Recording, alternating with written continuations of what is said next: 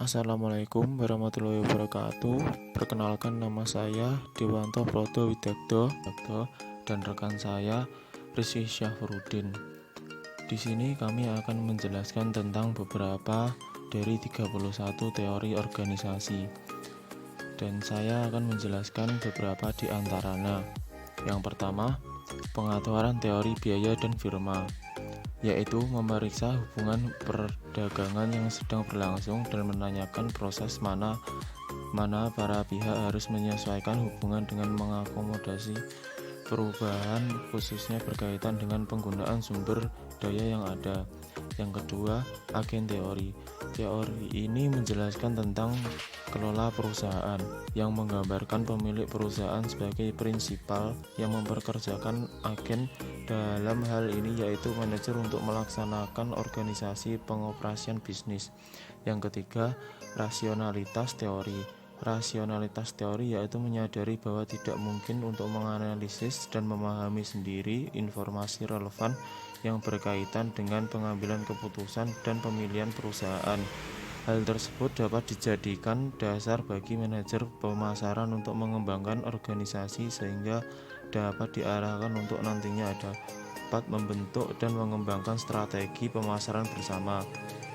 Yang keempat, ada kemungkinan teori kontingen.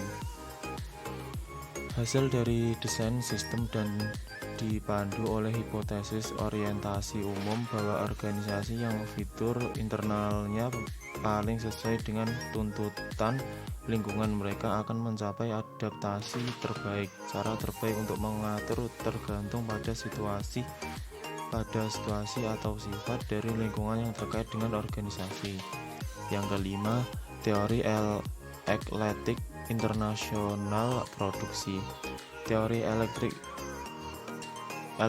produksi internasional menyediakan kerangka kerja 3 tingkat untuk digunakan perusahaan dalam menentukan apakah menguntungkan atau tidak untuk mengejar investasi langsung asing.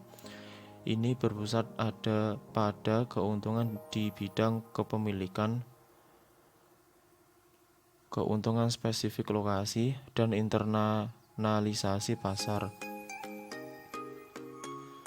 Yang keenam, ada teori permainan. Teori permainan adalah kumpulan model matematika yang dapat dirumuskan untuk mempelajari pasar dan pengambilan keputusan pemasaran dalam situasi yang melibatkan konflik dan kerjasama dalam organisasi, dengan tujuan akhir mengembangkan solusi optimal atau hasil pemasaran yang stabil. Ketika para pemain yang terlibat, misalnya pembuat keputusan pemasaran, memiliki tujuan pemasaran yang bertentangan. Yang ketujuh, ada industri organisasi. Organisasi industri berfokus pada perilaku pemasaran strategis, organisasi pemasaran, struktur pasar tempat mereka beroperasi, dan interaksi antara strategi pemasaran dan struktur pasar. Sinergi antara strategi pemasaran dan struktur pasar berfungsi sebagai ruang lingkup penting untuk meningkatkan kinerja pasar. Yang kedelapan, teori ekonomi informasi, yaitu cabang teori mikroekonomi, berfokus pada bagaimana penyebaran mempengaruhi alokasi sumber daya informasi, mempengaruhi keputusan ekonomi dan keputusan pemasaran dari sebuah perusahaan. Elemen kuncinya adalah itu organisasi. Elemen kuncinya itu informasi memiliki nilai ekonomi. Yang kesembilan, teori kelembagaan. Teori ini bergantung pada konstruksi sosial, informal dan formal, pertukaran data pemasaran untuk membantu mendefinisikan struktur dan proses suatu organisasi. Yang ke-10, tampilan berbasis pengetahuan dari firma. Pandangan berbasis pengetahuan yang muncul dari mengingat asumsi tentang perusahaan, bukanlah teori perusahaan dalam arti formal apapun, namun mengingat asumsi tentang karakteristik pengetahuan dan produksi perusahaan dikonseptualisasikan sebagai lembaga solusi untuk mengintegrasikan pengetahuan. Yang ke-11, teori jaringan. Teori jaringan yaitu seperti yang diterapkan pada organisasi, melibatkan penciptaan perpaduan ikatan yang kuat dan lemah antara node yang cocok untuk kebutuhan perusahaan untuk memaksimalkan kinerja perusahaan. Teori jaringan menjelaskan dan memprediksi hubungan antara beberapa entitas terkait. Yang ke-12 ada ekologi organisasi yang berfokus pada pemahaman tentang lingkungan kondisi, misalnya turbulensi pasar, turbulensi teknologi, kompetitif intensitas, di mana organisasi pemasaran muncul, tumbuh, dan berubah dan mati. Yang ke-13 teori prospek. Teori prospek menjelaskan bagaimana organisasi membuat pilihan di antara alternatif yang melibatkan tingkat resiko. Teori ini berfokus pada bagaimana organisasi mengevaluasi potensi kerusakan atau keuntungan. Yang ke-14 teori opsi nyata yang berfokus pada investasi pasar dan pemasaran dalam aset pemasaran real sebagai lawan dari aset keuangan yang memberi organisasi hak untuk melakukan tindakan pemasaran tertentu di masa depan. Yang ke-15 teori keunggulan sumber daya menunjukkan bahwa dasar keunggulan kompetitif yang berkelanjutan bertempat tinggal di sebuah organisasi, sumber daya, dan bagaimana ia menyusun, menyatukan, dan memanfaatkan sumber daya tersebut. Yang ke-16 pandangan berbasis sumber daya dari perusahaan. Pandangan yaitu membayangkan perusahaan sebagai kumpulan sumber daya strategis yang didistribusikan secara heterogen di seluruh perusahaan untuk mencapai keunggulan kompetitif yang berkelanjutan. Yang ke-17 teori ketergantungan sumber daya, yaitu menjelaskan tentang sumber daya menunjukkan sumber dan konsekuensi kekuatan organisasi yang tertanam dalam jaringan saling ketergantungan. Sumber dan konsekuensi kekuasaan yang dimiliki organisasi pemasaran di pasar bergantung pada jaringan pemasaran khusus industri mereka. Dan berikutnya ada service dominant logics. Berikutnya ada signaling teori, social capital teori, stakeholder teori, strategic choice teori, system teori. Yang ke-26 ada theory of competitive rationality. Yang ke-27 theory of multi-market competition. Yang ke-28 ada theory of the growth of the firm. Yang ke-29 ada theory of the multinational enterprise. Yang ke-30 ada transaction cost economic. Yang ke-31 ada upper choice theory. Dari yang saya jelaskan dan saya sebutkan tadi, itu adalah beberapa teori organisasi.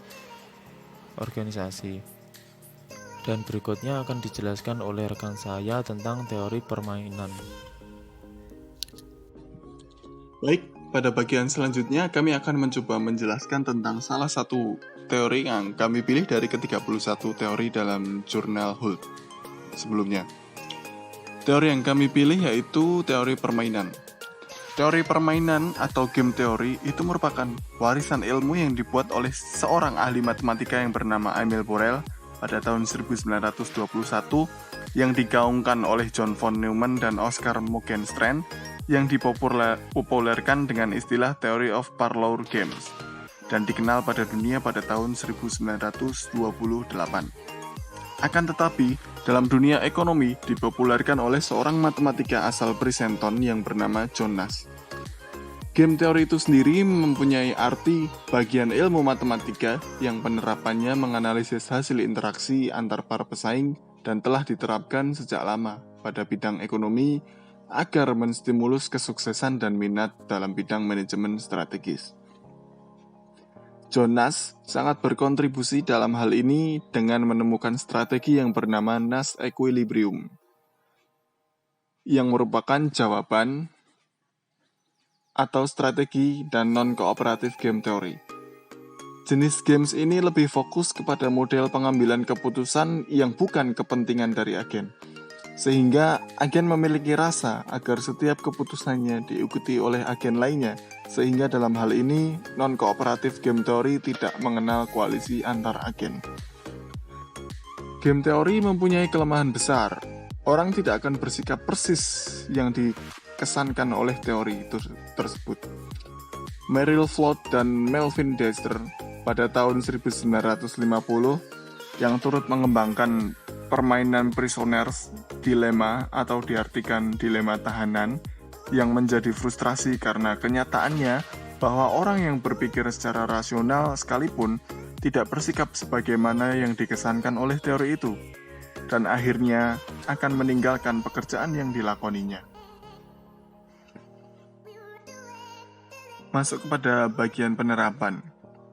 Teori permainan atau game teori dapat diaplikasikan kepada dua perusahaan maupun kelompok, namun dalam penerapannya akan menjadi sebuah masalah ketika akan dijalankan pada lebih dari dua kelompok. Dikarenakan ketika akan dijalankan pada dua kelompok perusahaan yang tercipta adalah kebijakan untuk bermain aman, dan ketika ingin mengambil resiko tidak sebanding dengan keuntungan yang akan didapat. Dalam hal lain, ketika berkelompok maka setiap perusahaan tidak akan mendapatkan keuntungan dengan jumlah yang konstan. Dan biasanya ketika dua atau kelompok, mereka akan mengasumsikan untuk mengambil strategi yang paling baik dengan memaksimalkan dan meminimalkan resiko dan pendapatan. Namun, ketika salah satunya gagal dalam penerapan strateginya, maka teori permainan menjadi tidak berguna. Teori permainan seringkali berisi tentang spekulasi dalam mencari keuntungan semata, yang tidak melihat sisi kerugian yang semestinya harusnya dapat dipikul oleh semua orang atau dipikul bersama. Bahkan, terjadi pengambilan keputusan yang dilakukan secara sepihak, sehingga membuat payoff menjadi tidak rata, sehingga berakibat salah satu akan merasa untung dan bagian lainnya akan merasa dirugikan. Seharusnya terjadi musyawarah yang mencapai suatu cara yang dalam kebaikan bersama. Dalam teori permainan diharapkan memang terjadi pilihan yang tepat dalam tujuannya untuk mencapai keputusan yang terbaik. Namun, tolak ukur yang sering kali dilihat adalah fokus perhitungan langkah yang hati-hati oleh para pemainnya. Oleh sebab itu, perlu mendalami tingkah laku secara mendalam dan mempunyai hubungan stimulus antara sesama individu dan kelompok, serta pemahamannya sebagai konsekuensi yang mungkin akan timbul dari setiap respon dari para pelakunya. Menerapkan teori permainan dan strategi bersaing tidaklah dilarang. Namun, ketika menjadi sebuah tebak-tebakan ataupun bisnis yang bersifat ketidakpastian termasuk ke dalam bentuk perjudian, karena terdapat spekulasi yang membawa manusia terjebak dan terjerumus pada permainan dilarang, yang akan berdampak pada kemudaratan dan apalagi berakibat pada perzoliman. Dalam teori permainan, ternyata harus dilandasi oleh perilaku yang saling memahami antar lainnya.